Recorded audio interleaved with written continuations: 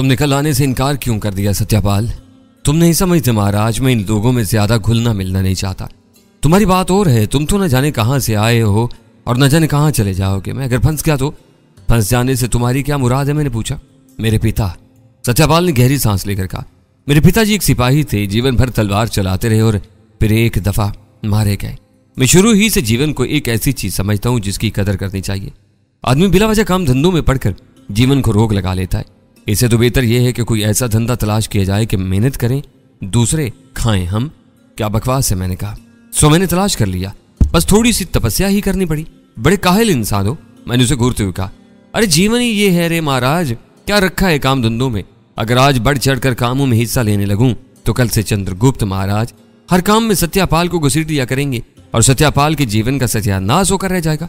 सत्यापाल ने इस अंदाज में कहा कि मुझे बेख्तियार हंसी आ गई। बड़े काम चोर हो सत्यापाल, मैंने कहा।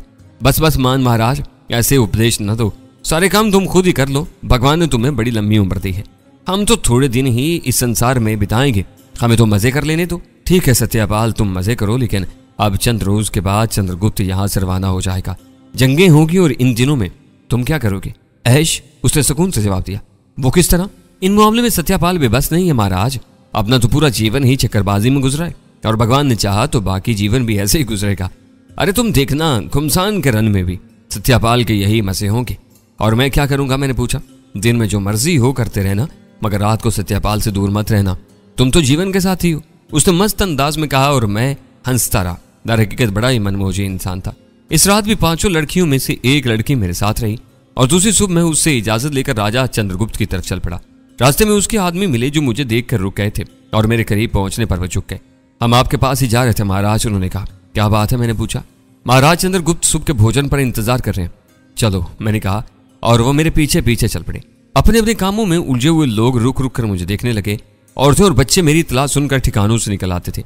लड़कियों की आंखों में बाज़ औक़ात मुझे अजीब सी कैफियत नजर आती थी, लेकिन अपना वकार कायम रखने के लिए इस कैफियत पर कोई तवज्जो नहीं दी जा सकती थी। थोड़ी देर के बाद मैं चंद्रगुप्त के पास पहुंच गया। उसने हस्बे मामूल पुरतपाक अंदाज में मेरा खैर मकदम किया था। आपके बारे में सुन सुनकर तो मैं हैरान रह गया हूं महाराज।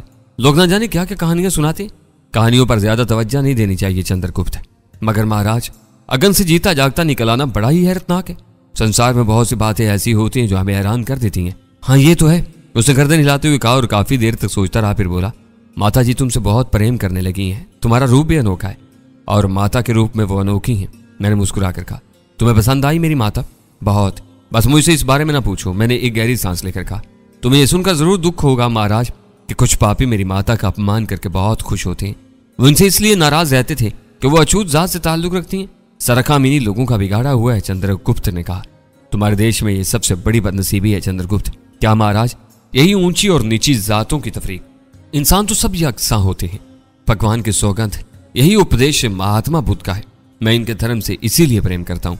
मेरा मन इस धर्म की तरफ बार बार जाता है। अगर कभी भगवान ने मुझे मौका दिया तो मैं इस धर्म के बारे में पूरी पूरी छानबीन करूंगा और अगर इसे अपने धर्म से अच्छा पाया तो इसे अपना लूंगा। चंद्रगुप्त ने कहा और मैं बुद्ध मजहब के बारे में मालूमात हासिल करने लगा। काफी देर तक हम बुद्ध मजहब के बारे में गुफ्तगू करते रहे। इस दौरान नाश्ता भी लग गया और हमारे साथ दूसरे बहुत से अफराद ने नाश्ता किया और फिर हम नाश्ते से फारिग हो गए। चंद्रगुप्त के खुसूसी मशीर चाणक्य ने, जो खासा जानीदा आदमी मालूम होता था, फौजों के बारे में याद दिलाया। क्या आप हमारे साथ सेनाओं को देखेंगे महाराज? चंद्रगुप्त ने पूछा। हाँ जरूर, और इनके बारे में सवालात भी करना चाहता हूं, मैंने कहा। हमारी खुशनसीबी होगी महाराज, चाणक्य बोला। क्या ये सारी फौजें तरबियत याफ्ता हैं? मैंने पूछा। नहीं महाराज, लेकिन ये जंगजू कबीलों के लोग हैं। फिर तुमने इनकी तरबियत का क्या इंतजाम किया है? इन्हीं में से कुछ लोग उम्दा सिपाही हैं, वो इन्हें तरबियत देंगे। क्या इनकी तादाद काफी है? बहुत काफी नहीं है, लेकिन बहरहाल इतने हैं कि हम इनसे ये काम ले सकते हैं। सिर्फ इतना करना होगा कि सिपाहियों की बड़ी मिकदार पर एक आदमी मुकर्रर करना होगा। चंद्रगुप्त ने जवाब दिया। इसमें कोई हर्ज नहीं है, मैंने जवाब दिया। हम लोग फौजों के दरमियान पहुंच गए। चाणक्य ने खसूसी तौर पर फौजी तरबियत का बंदोबस्त किया था। चुनाचे छोटे छोटे टुकड़े मुख्तलिफ लोगों की सरबराही में मशक कर रहे थे। हथियारों की काफी तादाद थी और वो इन्हें बखूबी इस्तेमाल कर रहे थे। बास लोग अच्छे सिपाही थे और इनके हाथ बता रहे थे कि वो असले के इस्तेमाल से अच्छी तरह वाकिफ है। मैंने घोड़े तलब किए क्योंकि ये लोग तवीलो आरीज इलाके में फैले हुए थे और मैं इन सब का जायजा लेना चाहता था। चंद्रगुप्त, मैं और चाणक्य तीनों घोड़ों पर सवार होकर फौजी दस्तों के दरमियान से गुजरते रहे। हम तरबियत देने वालों का और तरबियत पाने वालों का जायजा ले रहे थे। मैंने आखिरी सिरे तक चक्कर लगाया। भांत भांत के लोग नजर आए थे। थोड़ी देर के बाद हम एक ऐसी जगह पर रह गए जहां एक अजीब उल खलकत आदमी एक वजनी गुरज से 10-12 पहाड़ी आदमियों पर हमले कर रहा था। यह इंतहाई तवील उल कामत और इसी की मुनासबत से चौड़े चिकले बदन का मालिक था। चेहरे पर दाढ़ी इसी तरह उगी हुई थी जैसे किसी चट्टान पर झाड़ियां उगाएं। बाल भी बेतरतीब थे और जिस अंदाज में वो हमले कर रहा था, इससे एहसास होता था कि चंद हिलामात के अंदर उसके मुकाबले जख्मी हो जाएंगे। मैं रुककर उसे देखने लगा। चंद्रगुप्त और चाणक्य भी दिलचस्पी से उसका जायजा ले रहे थे। ये कौन है? ये एक पहाड़ी आदमी है, चंदना। अपने कबीले का सरदार है और ये लोग जो इसके मुकाबले आ रहे हैं इसी के कबीले के लोग हैं। लेकिन ये जिस तरह इन पर हमले कर रहा है इससे तुझे जख्मी हो जाएंगे। हाँ, अंदाजा तो यही होता है, लेकिन वो पहाड़ी वैशी हैं। इनका तरीका जंग यही होगा। वो अपना एक अलग दस्ता बनाएंगे और इसी अंदाज में वैश्याना जंग करेंगे। ये बात मुझे चंदना ने बताई थी। क्या मैं इससे बात करूं? जरूर महाराज, आप इससे जो कुछ पूछना चाहते हैं पूछ लें, चाणक्य बोला। और मैंने हल्क से आवाज निकालकर उसे अपने करीब बुला लिया। वैसी सिफ्त आदमी ने अपना वजनी गुरज लापरवाही से नीचे फेंक दिया था और मेरे करीब पहुंचकर उसके होठों पर शैतानी मुस्कुराहट फैली हुई थी। हमारे करीब पहुंचकर वो झुका, लेकिन मेरे वहमो गुमान में भी नहीं था कोई ऐसी कोई हरकत करेगा। वो मेरे घोड़े के नीचे घुस गया और फिर उसने दोनों हाथ फैलाए। कंबत के हाथों को फैलाव भी काफी था जो घोड़े के चारों पैरों के गिर्द घुस गए और फिर वो कंधे पर घोड़े को उठाने में कामयाब हो गया। मैं बदस्तूर घोड़े पर बैठा हुआ था। चाणक्य और चंद्रगुप्त हंस पड़े थे और इसके साथ ही तवील कामत चंद्रना के साथी भी। मैं खामोशी से घोड़े पर बैठा रहा और इंतजार करता रहा कि देव कामत आदमी घोड़े को नीचे उतार दे। वो काफी देर तक खड़ा रहा और फिर घोड़े को नीचे उतार दिया और पीछे हट गया। फिर वो दोनों हाथ मसलने लगा। साधु महाराज को इसी तरह बधाई दी सकता था, उसने कहा। बहुत खूब, चंद्रगुप्त ने तारीफी अंदाज में कहा। महाराज आशीर्वाद न देंगे? उसने मेरी तरफ देखकर कहा। हाँ धन्यवाद बहादुर, धन्यवाद। मैंने हाथ उठाकर कहा, लेकिन तुम जिस अंदाज में अपने आदमियों को तरबियत दे रहे हो मेरे ख्याल में वो गैर मुनासिब है। ये ज्ञान ध्यान की बातें नहीं है महाराज, जंग की बातें हैं, हथियारों की बातें हैं। मैं इन लोगों को जो तैयारियां करवा रहा हूं वो इन्हें कुंदन बना देंगी, कुंदन। मेरा ख्याल है तुम गलत सोच रहे हो चंद्रना, मैंने सब्र सुकून से कहा। हम सिपाही हैं महाराज, सही या गलत का फैसला हथियारों को हाथ में लेकर करते हैं और ना ऐसी बात कर सकते हैं। अगर हम गलत कह रहे हैं तो आओ सही करके बताओ। ओहो चंदना, महाराज अवतार हैं, इनसे ऐसी बात मत करो। महाराज हम तो इसे ही अवतार माने हैं जिसके हाथ में गुरज हो। वो अपनी ताकत पर बहुत नाज़ा था। मेरा ख्याल है चंद्रगुप्त महाराज इसे समझा देना अच्छा होगा। लेकिन मैं घोड़े से उतर चुका था और मैंने चंदना के शाने पर हाथ रखकर कहा, आओ चंदना, मैं तुम्हें बताऊं कि क्या सही है और क्या गलत है। आओ महाराज, चंदना ने कहा और हम दोनों उस जगह पहुंच गए जहां चंदना अपने आदमियों को मशक करा रहा था। उसने जमीन पर पड़ा गुरज उठा लिया और मैंने उसके एक साथी से गुरज तलब किया। हल्का गुरज था जो मेरे हाथ में किसी खिलौने के मानद ही तो था, लेकिन चंदना को सबक देने के लिए इसी से काम चलाना था। चाणक्य और चंद्रगुप्त मुस्तरबाना अंदाज में घोड़े से नीचे उतराए। उनके चेहरों पर परेशानी के आसार थे, लेकिन मुझे जंग के लिए आमादा देखकर वो भी खामोश हो गए। चंदना दांत निकाले गुरज तोल रहा था। ज्ञान की जंग नहीं है महाराज, हथियारों को हथियारों की तरह पकड़ो, संभालो। उसे झुकाई दी और फिर गुरज से मेरे ऊपर हमला किया। मैंने उसके वार को अपने गुरज पर रोका। लोहे से लोहा टकराया, मगर असल काम जिस्मों की ताकत का था। चंदना का पूरा वजन गुरज पर था। वो मेरे हाथों को अपनी कुव्वत से झुकाने की कोशिश कर रहा था और इसका चौड़ा चिकरा बदन मेरे ऊपर छाया हुआ था, लेकिन फिर उसका बदन सीधा हो गया। उसने अपनी पूरी कुव्वत सर्व कर दी थी, लेकिन छोटा सा गुरज उसके वजनी गुरज को बराबर पीछे धकेल रहा था। और फिर उसे सीधा करके मैंने अपने पांव से उसका पांव आगे खिसका लिया और वो किसी वजनी तने की मारे जमीन पर ढेर हो गया। तमाम लोग हैरत से चीख पड़े और मैं पीछे हट गया। मेरा मकसद यही था कि अपने से कमजोर इंसानों को इस तरह हमेशा तरबियत दो कि वह बददिल ना हो जाए। मैं नर्म लहजे में कहा और जसीम चंद्रा ने उल्टी छलांग लगाई और हैरत अंगेज तौर पर खड़ा हो गया। ऐसे नहीं महाराज, मुझसे भूल भी हो जाती है।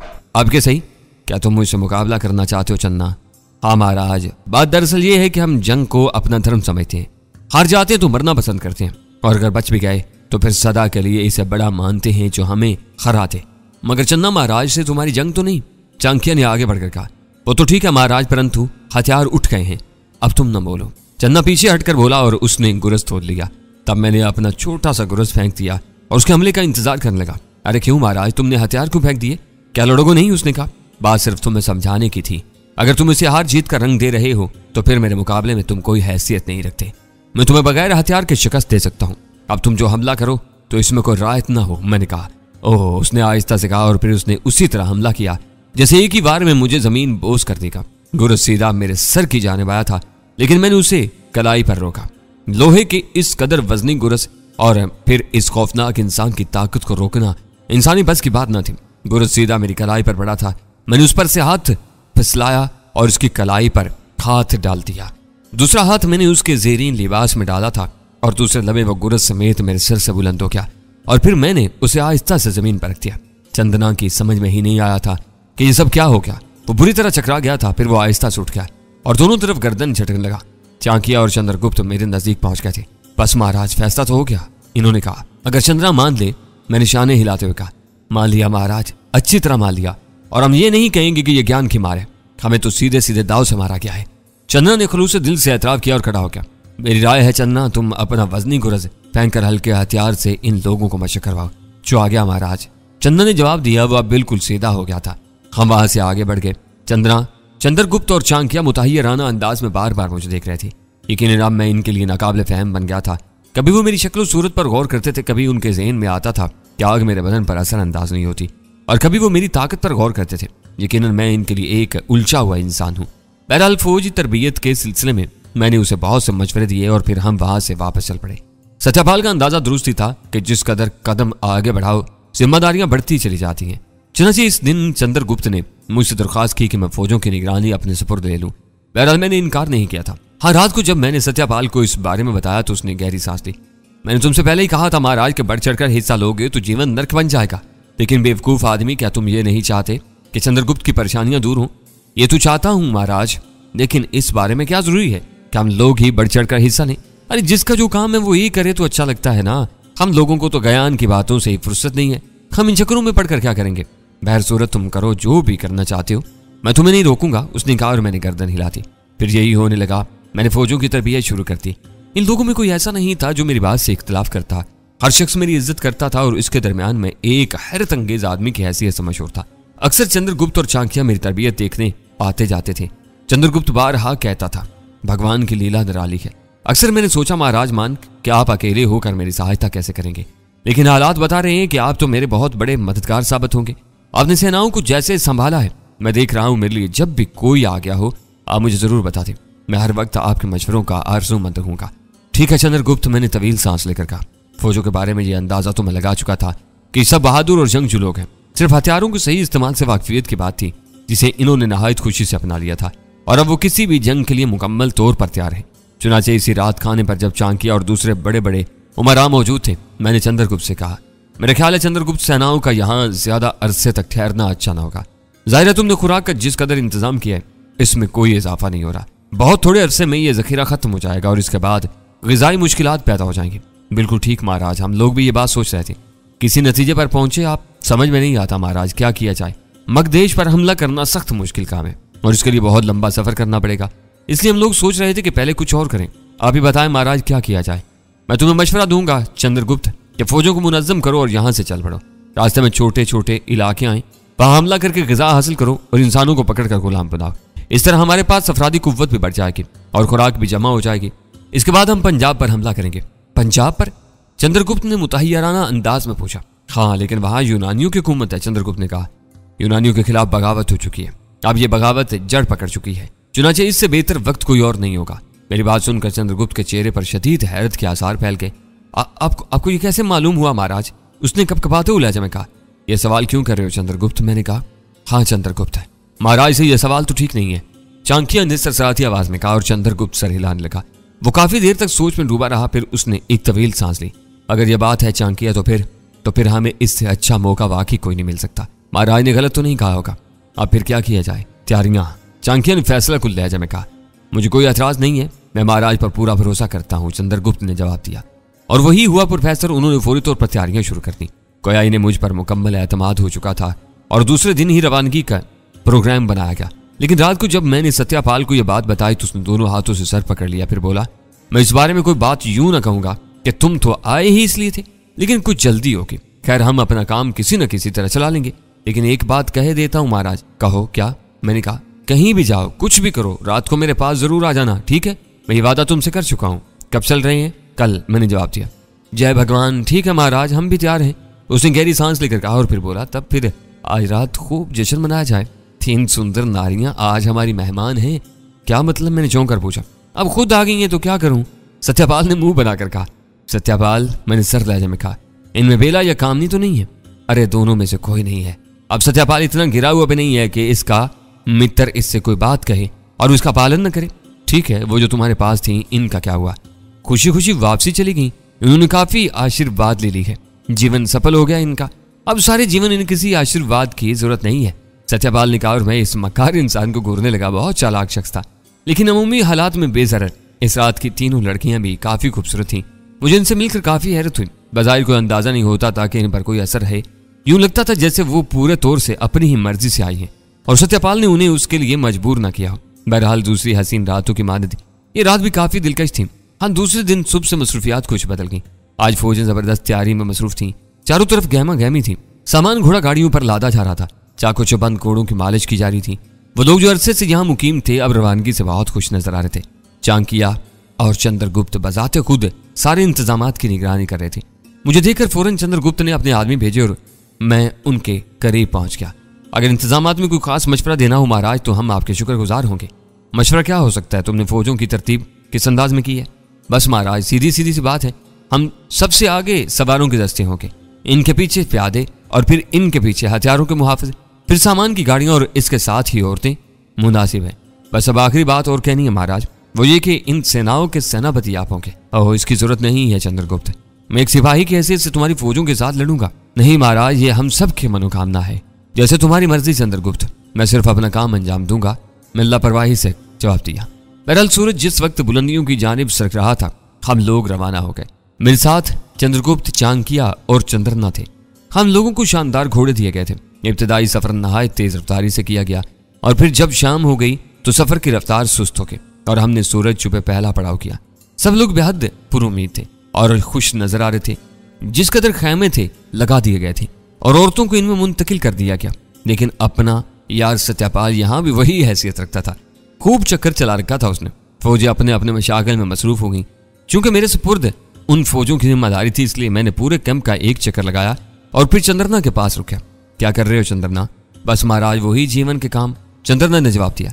कल सुबह को मैं तुम्हारे सुपुर्द एक अहम जिम्मेदारी कर रहा हूँ। मेरे भाग महाराज, चंद्रना ने खुश होकर कहा। आपने मुझे इस काबिल समझा, क्या आप मुझे वो काम बताएंगे जो आप मेरे सुपुर्द करना चाहते हैं महाराज? हाँ चंद्रना, तुम जानते हो कि मुझे सेनापति बना दिया गया है। मैं साधु मंच इन जिम्मेदारियों को नहीं संभाल सकता। मेरी निगाह में तुम इस काम के लिए सबसे बेहतरीन आदमी हो। बहरहाल मैं चाहता हूं कि तुम मेरे साथी की हैसियत से इस काम को संभालो। महाराज जो आज्ञा दे, चंद्रना ने कहा। उसके चेहरे पर खुशी नजर आ रही थी। बहरहाल चंद्रना को कुछ जिम्मेदारियां सौंपकर मैं किसी हद तक आजाद हो गया था। रात को मैं अपने दोस्त सत्यापाल के पास पहुंच गया जो खेमों में बैठा कुछ सोच रहा था। मुझे देखकर उसने इत्मीनान की गहरी सांस ली और फीके अंदाज में मुस्कुराता हुआ बोला, आ गए मान भैया। मैं तो सोच रहा था कि कहीं भूल ही ना जाओ। उदास नजर आ रहे हो सत्यापाल, क्या बात है? अरे नहीं भैया, उदासी का अपने यहाँ क्या काम, उसने जवाब दिया। खैमा भी खाली नजर आ रहा है। नहीं ऐसी कोई बात नहीं है। सत्यापाल अपनी जगह से उठा और खैमे के एक सिरे पर जाकर उसने एक पर्दा खींच दिया। पर्दे के पीछे दो लड़कियां सर झुकाए बैठी थीं और मैं हैरान रह गया। खैमे के इस हिस्से को मैं इसका इख्तिताम समझा था, लेकिन खैमा दोहरा था।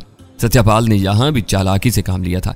लड़कियां उठ गईं और वहीं से उन्होंने आफ्ताबे उठाए और हमारे सामने आ गईं।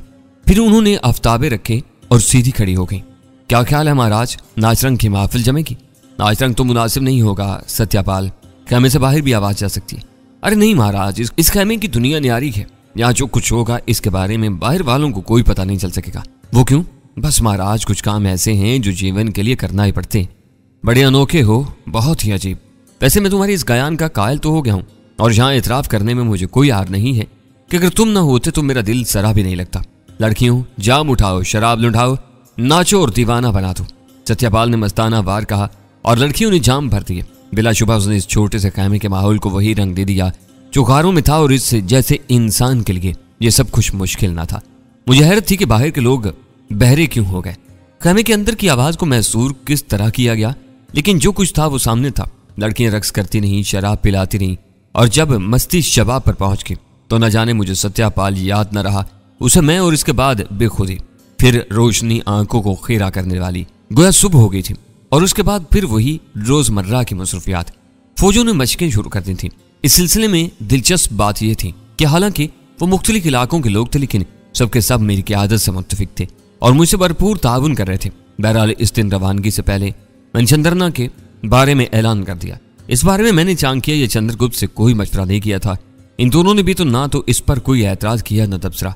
फिर सफर शुरू हो गया। वही अंदाज, वही मामूलात, कोई तब्दीली नहीं थी। मेरे ख्याल में अब ये फौज मुकम्मल थी और किसी भी जंग के लिए पूरी तरह तैयार थी। वैसे मैं इन लोगों के ताउन और एतमाद से भी मुतासर था। मैंने पंजाब में यूनानियों के खिलाफ बगावत की पेश गोई सितारों की चाल से की थी। जाहिर ज़ाती तौर पर तो मैं इससे वाकिफ नहीं था, लेकिन उन्होंने आंख बंद करके इस पर यकीन कर लिया था और यह बहरहाल मुतासर कुन बात थी। इस रात खाने के वक्त चंद्रगुप्त से इस मौजू पर गुफ्तगू भी हो गई। चाणक्य भी मौजूद था। तुम्हारे ज़हन में इस बारे में कोई बात तो नहीं है चंद्रगुप्त? किस बारे में महाराज? तुम ये भी सोच सकते हो कि मुमकिन है मेरी पेश कोई गलत हो। कौन सी पेश कोई? पंजाब की बगावत के मुतालिक। ओह, हम ये क्यों सोचेंगे महाराज? क्या मतलब? हमें आप पर पूरा विश्वास है। लेकिन इत्तेफाक से अगर ये बात गलत साबित होगी तब भी महाराज हम सोचेंगे कि भगवान की यही मर्जी थी। मैंने आपको महान मान लिया है, बस ये काफी है। दूसरी बातें कोई हकीकत नहीं रखती। और सुन लें, कुछ भी हो जाए हम आप पर भरोसा रखेंगे। हम ये नहीं सोचेंगे कि महाराज की वजह से धोखा हुआ। तुमने मेरे ऊपर इस कदर एतमाद क्यों किया है चंद्रगुप्त? एतमाद की कोई वजह नहीं होती महाराज। ले दे के हमारे पास एक मन ही तो रह जाता है। अगर हम इसकी बात ना माने तो फिर किसकी बात माने?